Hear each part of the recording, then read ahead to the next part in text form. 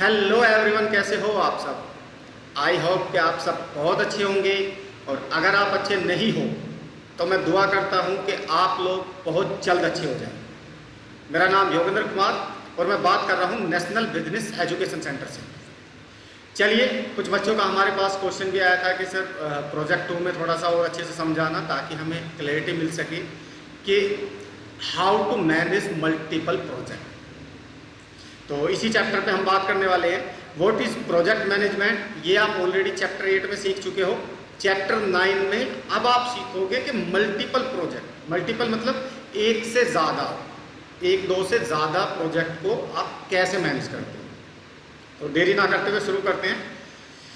If you follow this 5 strategy, मतलब अगर आप ये कुछ स्ट्रेटेजी फॉलो करोगे, ये अगर मैं नंबर्स में बात करूँ तो ये 9 स्ट्रेटेजी है जिनको अगर आपने सही से फॉलो किया तो आप गारंटेड मल्टीपल प्रोजेक्ट को भी हैंडल आसानी से कर लोगे। ठीक है, जो बच्चे जॉब करते हैं, जो बच्चे बिजनेस करते हैं, उन सबको ऑलरेडी पता होगा कि प्रोजेक्ट की वैल्यू क्या होती है और प्रोजेक्ट की को किस तरीके से डिलीवर किया जाता है। मैक्सिमम बच्चे जानते हैं। कुछ बच्चे ऐसे होते हैं जो प्रोजेक्ट में कोई ना कोई रोल प्ले कर रहे होते हैं, कोई रिस्पॉन्सिबिलिटी निभा रहे होते हैं कि उनको कोई छोटा सा काम दिया हुआ होता है जिसको वो कर रहे होते हैं। तो बड़े प्रोजेक्ट में छोटी छोटी रिस्पॉन्सिबिलिटी भी काफ़ी बड़ी होती है। चलते हैं सबसे पहले पॉइंट पे। पहला पॉइंट आता है कि जब भी आप मल्टीपल प्रोजेक्ट को हैंडल करने की प्लानिंग करते हो तो आपको सबसे पहला जो ध्यान रखना है वो रखना है integrate all project on one platform. आपको क्या करना है, आपको इंटीग्रेट करना है, यानी कि एक जगह मर्ज कर लेना है जितने भी प्रोजेक्ट आप हैंडल करने वाले हो। ये सबसे पहला काम है कि सपोज आपके पास 2 से ज़्यादा प्रोजेक्ट है, 3, 4, 5, 6 प्रोजेक्ट पे आप काम कर रहे हो। आपको क्या करना है, आपको उन सभी को एक प्लेटफॉर्म पे लेके आना है। प्लेटफॉर्म कोई भी हो सकता है। मान लो आप 4-5 प्रोजेक्ट देख रहे हो तो 4-5 के 4-5 प्रोजेक्ट की डिटेल्स किसी भी प्लेटफॉर्म पे, आपके लैपटॉप पे या आपके मोबाइल पे होनी चाहिए एक जगह, है ना, इकट्ठी होनी चाहिए एक जगह, ताकि आपको क्लैरिटी रहे कि इन प्रोजेक्ट पे मैं काम कर रहा हूँ और इन प्रोजेक्ट की रिस्पॉन्सिबिलिटी मुझको मिली हुई है। अब बिजनेस चाहे छोटा हो या बड़ा, उससे फ़र्क नहीं पड़ता कि बिजनेस छोटा है या बड़ा है या कोई स्टार्टअप है या कोई स्केल अप स्टार्टअप है। फ़र्क इन्हीं पॉइंट्स का आता है कि आपको पता होना चाहिए कि आपको एग्जीक्यूशन में क्या क्या ध्यान रखना है। ठीक है, मल्टीपल प्रोजेक्ट को आपको क्या करना है, एक जगह ला के मर्ज कर देना है, एक प्लेटफॉर्म पे लेके आ जाना है। अब वो हो सकता है मल्टीपल्स कंपनी, जो बड़ी बड़ी कंपनीज होती है उसमें बहुत सारे प्रोजेक्ट चल रहे होते हैं। प्रोजेक्ट मैनेजर अलग अलग होते हैं, प्रोजेक्ट को जो हैंडल कर रहे होते हैं, जो फाइनल बड़े पोस्ट के बंदे होते हैं जो मैनेजमेंट में बैठे हुए होते हैं, है ना, तो वो सब एक जगह से ही सारे प्रोजेक्ट को कंट्रोल करते हैं। पहला पॉइंट। अब दूसरे पॉइंट पे आ जाते हैं। दूसरा क्रिटिकल पॉइंट आता है define goals, plan, responsibility and expectation at the beginning. इसको बहुत ध्यान से समझना, ये बहुत ज़्यादा क्रिटिकल है आप सबके लिए।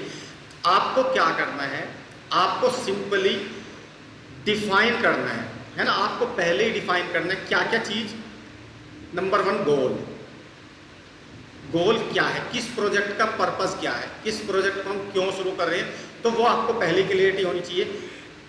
उसके बाद उसका फाइनली एग्जीक्यूशन प्लान, एग्जीक्यूशन कि भाई कब से शुरू करना है, कैसे शुरू करना है, क्या क्या ध्यान रखना है, उसमें क्या क्या रिस्पॉन्सिबिलिटीज़ मुझे निभानी है, वो सारी चीज़ें।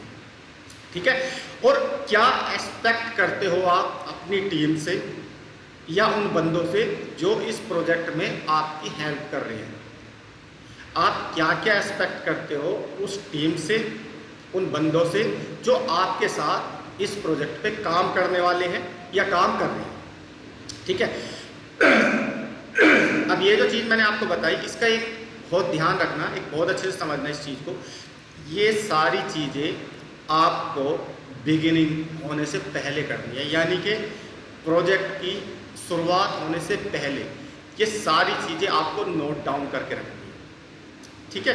कोई आप SOPs बना सकते हो, रोल एंड रिस्पॉन्सिबिलिटी फॉर्मेट बना सकते हो, प्लान्स बना सकते हो, है ना, एक्सपेक्टेशन फॉर्म बना सकते हो। जो भी है ये पहले ही प्रिपेयर करके रखना है आपको प्रोजेक्ट को शुरू होने से पहले, ताकि सबको क्लियरिटी हो और आपको एटलीस्ट क्लियरिटी हो, क्योंकि आप बहुत ज़्यादा मेहनत करने वाले हो। जिसका ये प्रोजेक्ट होता है ना, वो काफ़ी ज़्यादा मेहनत करने वाला होता है। ठीक है, अब चलते हैं तीसरे क्रिटिकल पॉइंट पे। तीसरा क्रिटिकल पॉइंट क्या आता है? प्रायोरिटीज़ वन, मतलब जो टॉप प्रायोरिटीज़ होती है, जिसके बिना बहुत ज़्यादा दिक्कत हो सकती है, उन प्रायोरिटीज़ का क्या करना है? Work that will make the most important on the result. आपको क्या करना है? आपको वहाँ पे सबसे ज़्यादा वर्क करना है जहाँ से रिजल्ट ज़्यादा अचीव हो रहा हो। मतलब अगर आपका कोई बैकअप बना हुआ है, बैकअप यानी कि कोई ऐसा प्रोजेक्ट है जिससे रिजल्ट बहुत ज़्यादा आ रहा है आपको, मतलब अभी जो दूसरे प्रोजेक्ट है उन पे इतना रिजल्ट नहीं आ रहा, वो रिजल्ट ओरिएंटेड नहीं है, उतना ज़्यादा ग्रोथ नहीं दे पा रही, लेकिन कुछ प्रोजेक्ट ऐसे हैं जिनसे बहुत ज़्यादा रिजल्ट आ रहा है, बहुत ज़्यादा बेनिफिशरी हो रहे हैं वो आपके लिए। तो आपको प्रायोरिटी पे क्या करना है? उन प्रोजेक्ट पे स्पेशली फोकस रखना है।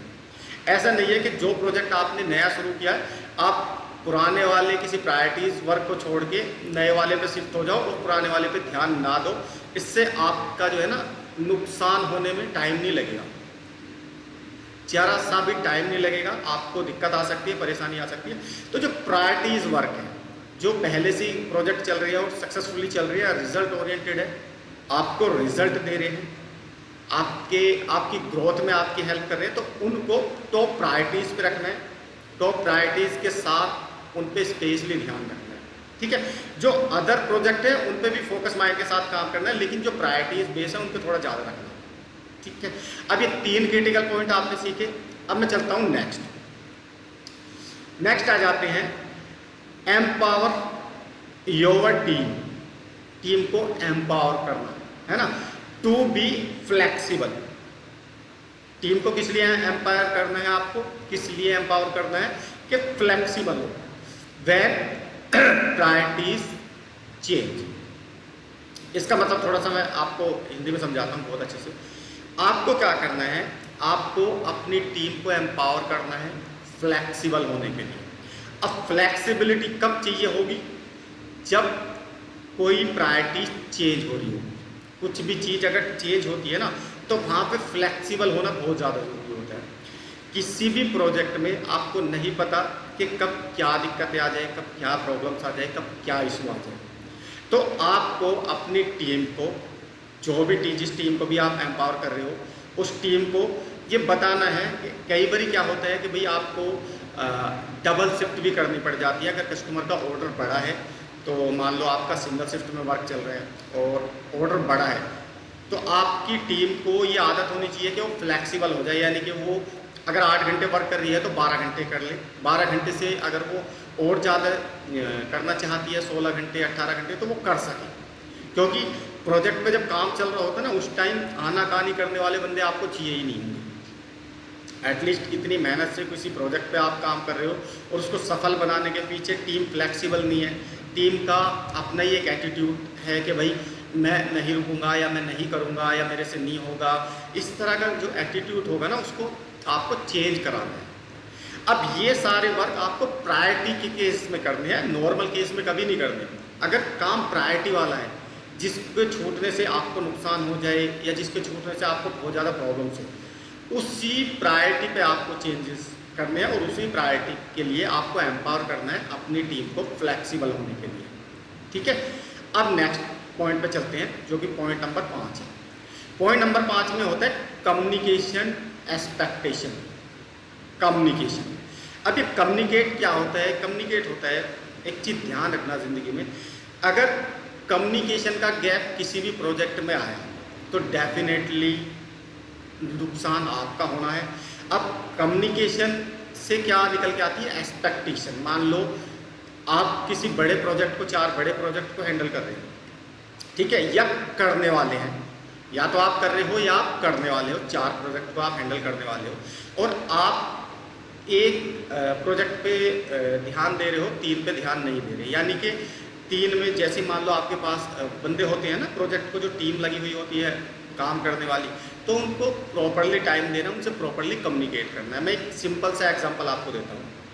विद एग्जांपल, आपने 3 प्रोजेक्ट पे सफल मतलब अच्छे से काम किया आज, और एक प्रोजेक्ट पे आपने जो आपका मैनेजर था उस बंदे से बात नहीं की, आपका सुपरवाइजर था उस बंदे से बात नहीं की कि यार जो मैंने काम आपको दिया था वो हुआ या नहीं हुआ।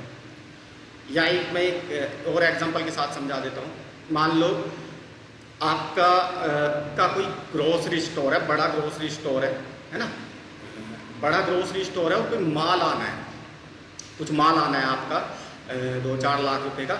अब आपने अपने बंदे को बोला कि भाई एक काम करना, उस कंपनी से मटेरियल आ रहा है, आपको क्या करना है, मैं 2 दिन छुट्टी पे हूँ, उसको प्रॉपर सिस्टमेटिक तरीके से रैक में रख देना, उसको फिजिकली चेक कर लेना, क्वांटिटी कम ज़्यादा ना हो, डैमेज ना हो, कोई क्वालिटी चेक कर लेना, प्रोडक्ट में कोई इशू ना हो, बेकार ना हो, सड़ा गला ना हो, फटा पुराना हो, वो सारी चीज़ें आपने उसको बताई और बोल दे मैं 2 दिन छुट्टी पे हूँ, ये काम आप कंप्लीट रखना।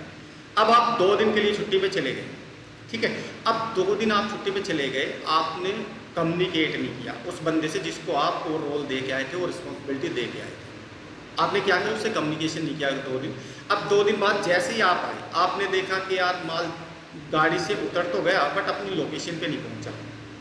फिर आपने देखा यार क्वालिटी चेक हुई, तो उसमें पता लगा, बंदा बोल रहा जी क्वालिटी हमने चेक नहीं की। किसी से आपने पूछा फिजिकल हुआ, जी फिजिकल भी चेक नहीं किया।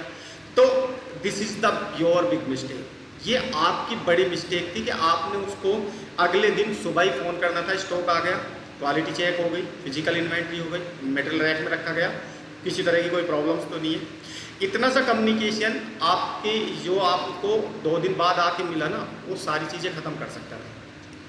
भाई 2 दिन बाद जब आप आए तो सब एज इट इज़ पड़ा था, लेकिन अगर आप कम्युनिकेट करते, जो एक्सपेक्टेशन आप रख रहे थे टीम से, तो इसमें कम्युनिकेशन बहुत ज़्यादा वैल्यूबल साबित होता है कि आप अपने उन बंदों से कम्युनिकेट करो जो भी प्रोजेक्ट पे काम करें।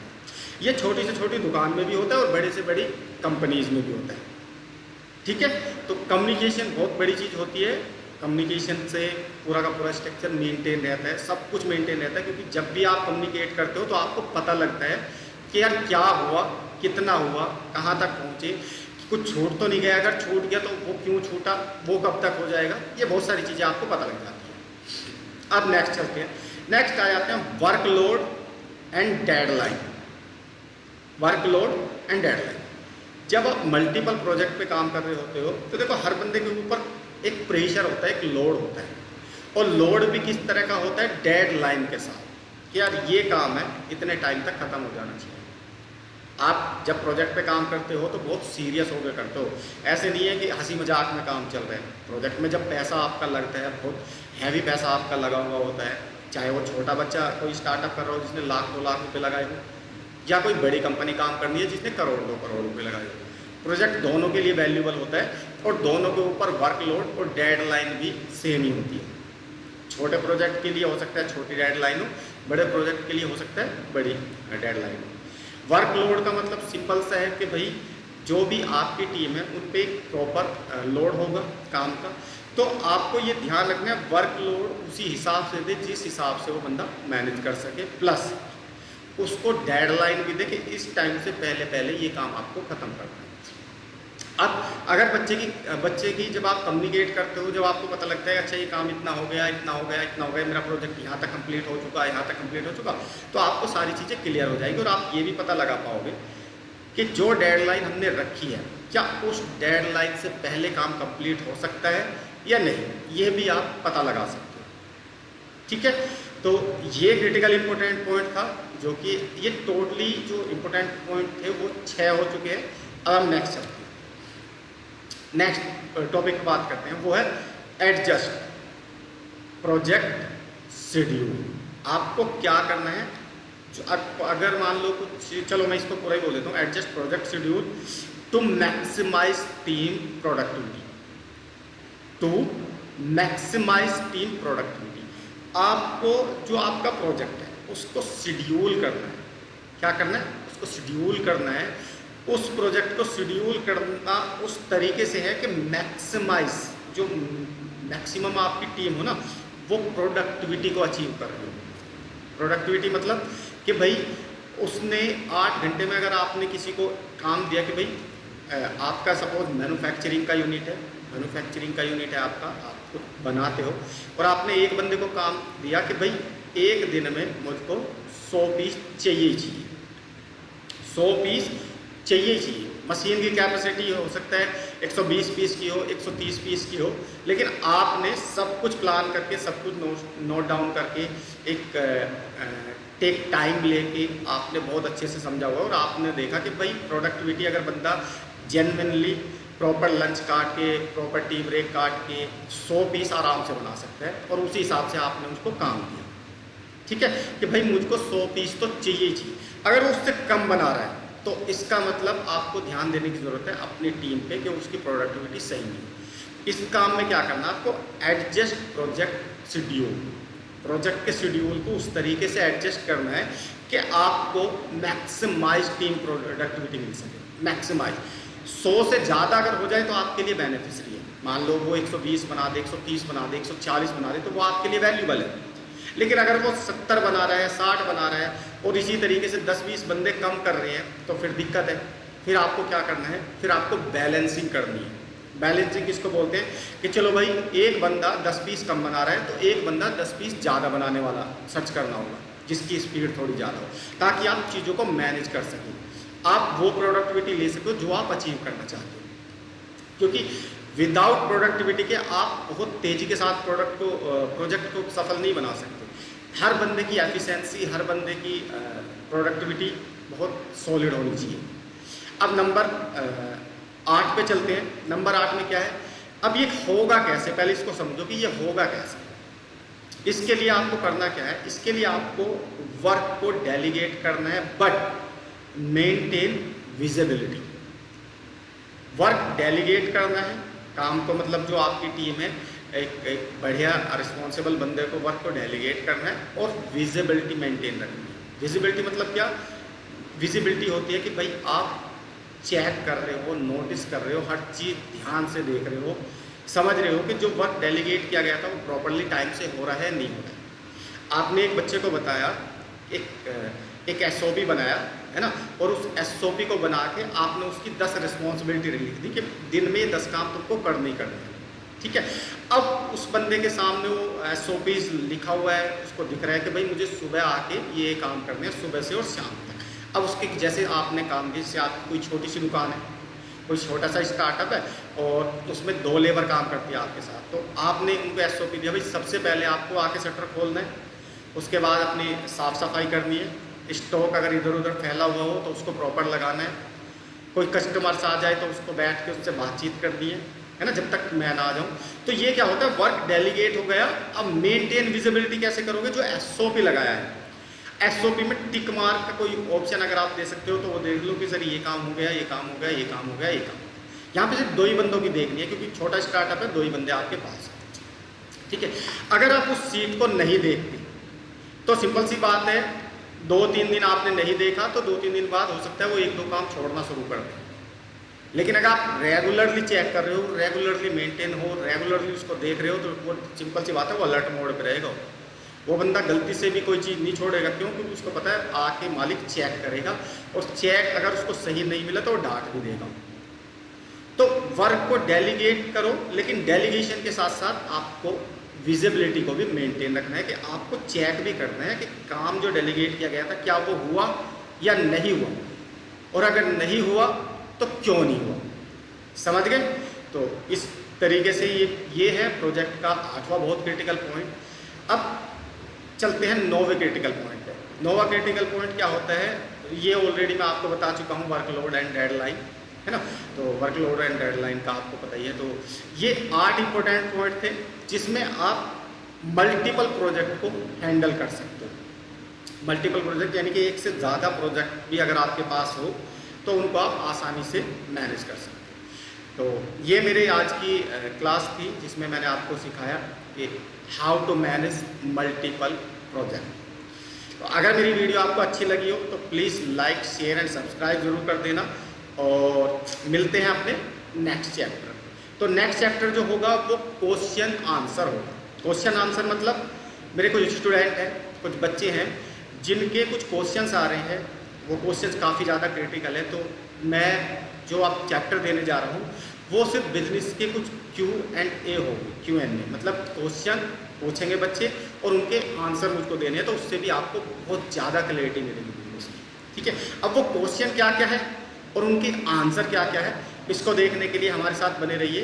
और प्लीज़ चैनल को लाइक शेयर सब्सक्राइब करना मत भूलना। और अगर आपको कुछ समझना है, कुछ सीखना है तो कमेंट्स करके डाल सकते हो, प्लस सब्सक्राइब करना मत भूलना। तो थैंक यू सो मच, मिलते हैं नेक्स्ट चैप्टर में।